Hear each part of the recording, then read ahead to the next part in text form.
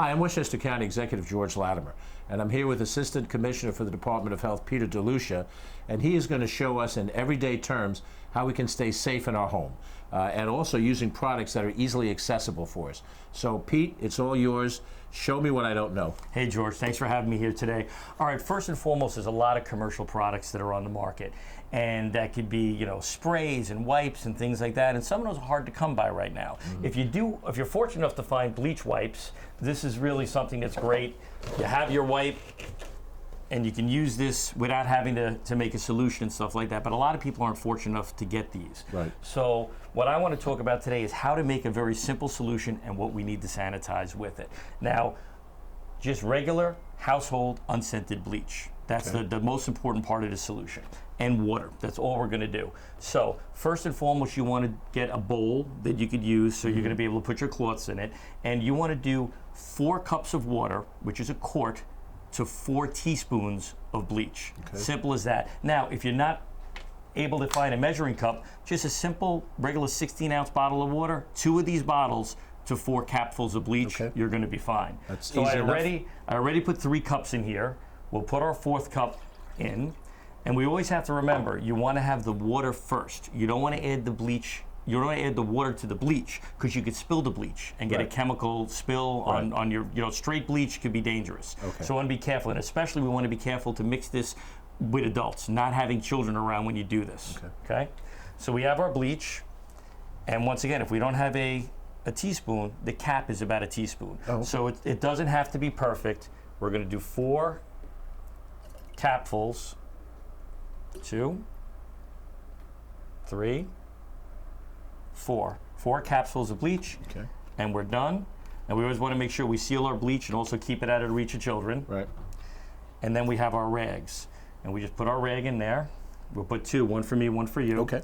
One other thing, if you're going to be doing a lot of cleaning, I'd advise, if you have gloves, to use gloves, because you're going to be doing a lot of cleaning of your frequently high traffic touch areas and things that we're going to talk about. You'd want to use gloves. Now, these are heavy duty gloves than just the simple ones. Yeah, if you just have, these are the regular dish gloves that you have around your house a lot of times. If you're doing a lot of dishwashing, these are great. If you have the other gloves, something's better than nothing to have on there. But today, since we're just going to do a little bit, we're just going to go with our bare hands. So the key here is we want to make sure that these get nice and damp, and then we want to wring them out. So I'll give you this one. Okay, thanks. This is more work than I do around the house normally, so. You know what? This is the time that our wives are going to be really happy that we're going to be doing a little extra work. Somebody's going to be happy. I can tell you now, I'm the cleaning guy at home now. They're like, you know what to do, Pete. You've got to do all this. I expect them to do this around the office. That's what I'm really worried about. I'm doing around the office too. I'm trying to help everybody out. So, key here, we have it ringed out. Okay. Now we take a look here. Let's say our microwave oven. We want to tackle those high traffic areas where a lot of hands are touching. And once again, it depends on how many people are in your household. If it was just me and you, we're not doing too much. Maybe you clean a couple of times a day. But if you've got a few kids, everybody's home right now, touching it. And doors so, and so 3, 4 times a day or after the usage, have this prepared. You could also take this solution and put it in a spray bottle. Make sure if you have that spray, mark on it poison or bleach solution so you know what it is, and then that could stay for indefinitely, and you could use that, spray things down and wipe things down. So we take our rag and we wipe down our high traffic areas, the handle, anything we're going to touch. A lot of times you don't use the handle, you're closing it. Right. So we'll take this whole area and then you let it air dry. The key is the contact time with the bleach onto the surface. So you let it air dry, and that's going to take care of knocking all those germs out. Just let it dry on its own. Let it dry on its own. So now I'll let you go. Now our handles, we open these drawers all the time and things like that. Why don't we wipe down? And both sides of the handle as well. Exactly. Get in there, because think about the way you're going to grab that. Exactly. Okay. Perfect. Same thing, we got these kind of areas here, and then we dip our rag again, because we want to make sure we have plenty of solution on there, and then wring her out.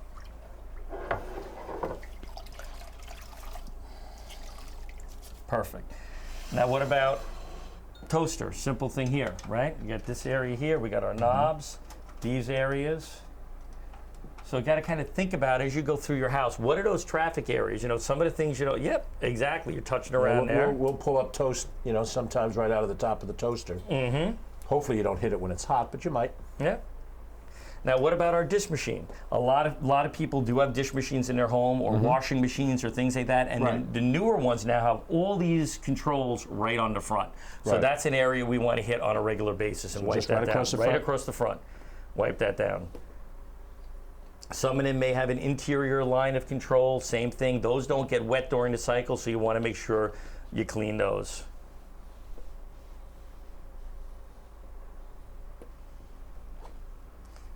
Yeah, perfect. Our faucets that we touch on a regular basis, after we're done, we want to take care of the faucets and things like that we might touch. But one of the biggest high traffic areas I know in my house is a refrigerator. Sure. This is one that gets a lot. So this is something that we want to take a lot of time on, and we take care cleaning these handles, work as a team. The freezer handle down here. And I tell you, I know my kids, once they use the handle, they're not using it to close it. They're just going. So I like to wipe the whole thing down. I do it too. I just shove it closed. Yep.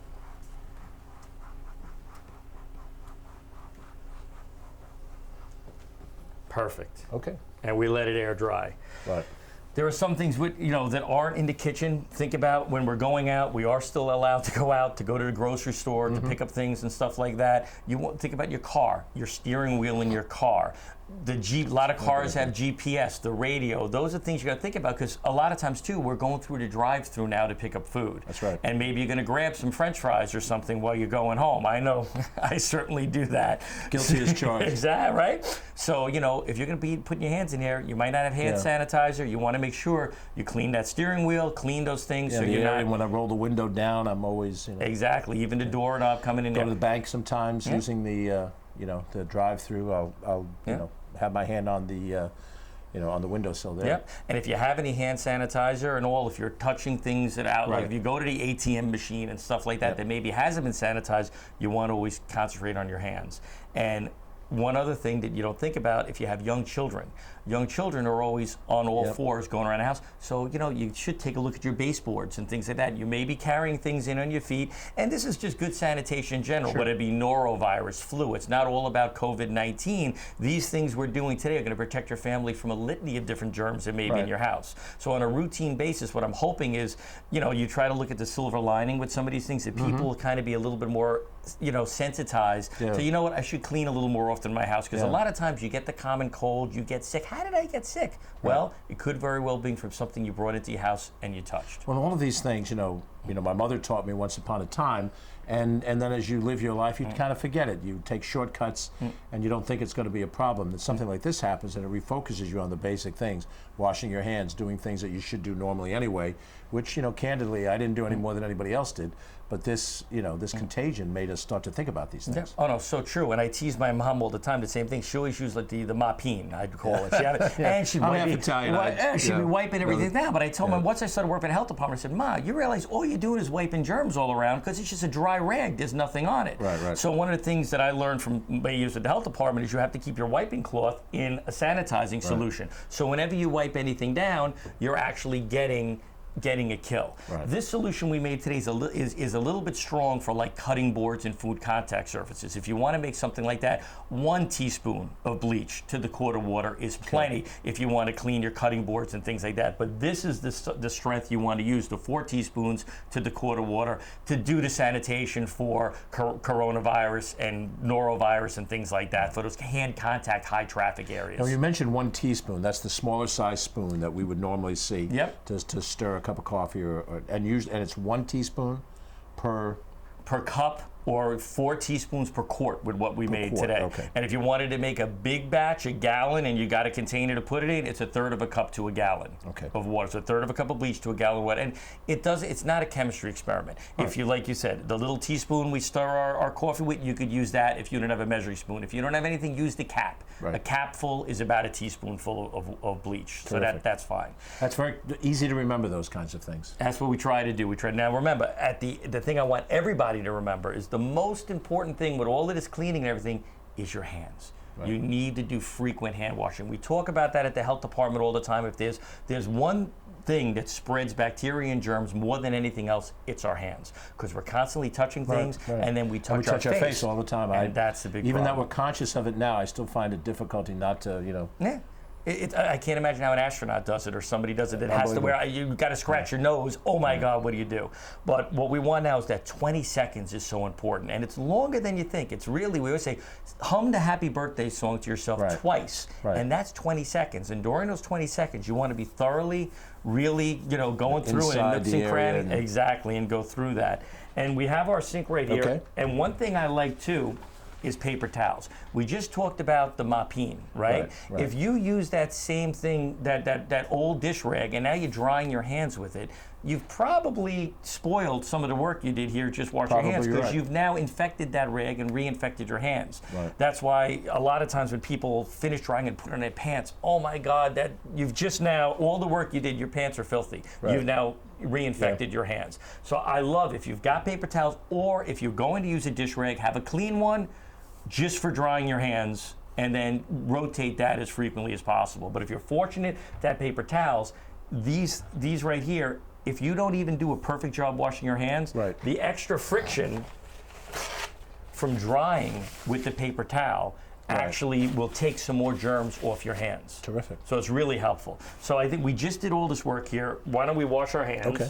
And what I like to do is, especially in a public restroom, I like to have my paper towel ready, because what I'm going to do is use it to shut off my faucets when I'm done. So you can turn on our faucets. We have our soap. And now if we start singing the happy birthday song or humming it, as we're talking, you're 20 seconds. 20 seconds is longer than normally you do. Oftentimes, if you're just washing your hands, it's maybe 10 seconds, and sometimes not with soap. Is it essential, Pete, that you have hot water when you're washing your hands? No. Tepid water is nice if you have it, but even cold water, the whole thing is you're using the soap and the friction, and that soap is helping to lift those germ particles off your hands. So now that's been a little bit longer than 20 seconds. I've been humming and talking. I'm trying to do two things at once. I don't know how well I did that. But now we have our paper towel. We can shut off our faucets with that. So in case we hadn't done the great job we did sanitizing, we made sure there's no germs on there. We use our paper towel to dry our hands. That's great. And then I'll wash my hands, and you can close out any other helpful tips that we have. Well, I tell you, I'm glad that we were able to do this today. I want everybody to remember they shouldn't be scared about cleaning. Cleaning is an important part of being able to, take the battle to the home front. Let's put it that way, against COVID-19. So it's very important to make sure that you use these solutions, and if you have stuff that you've purchased prior to that, just take a look at the label, make sure they're containing a bleach product that's in there, or just look at the label to make sure they're useful against the flu.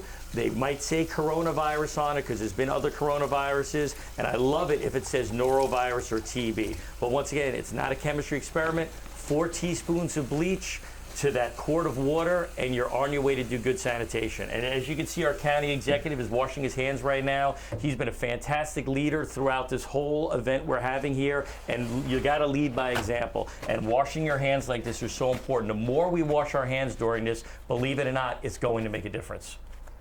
Pete, I want to thank you very much. Arm dash. That's it. As if we're members of the Oakland A's back in the late 1980s. Westchester strong. You bet. Thank you very much for watching. These are very practical tips. Even I understood them. So hopefully you'll use them at home, and you'll stay safe, and we'll all make it through this together. Thanks for watching. Thanks, Pete. Appreciate it. Thanks, George. Thanks.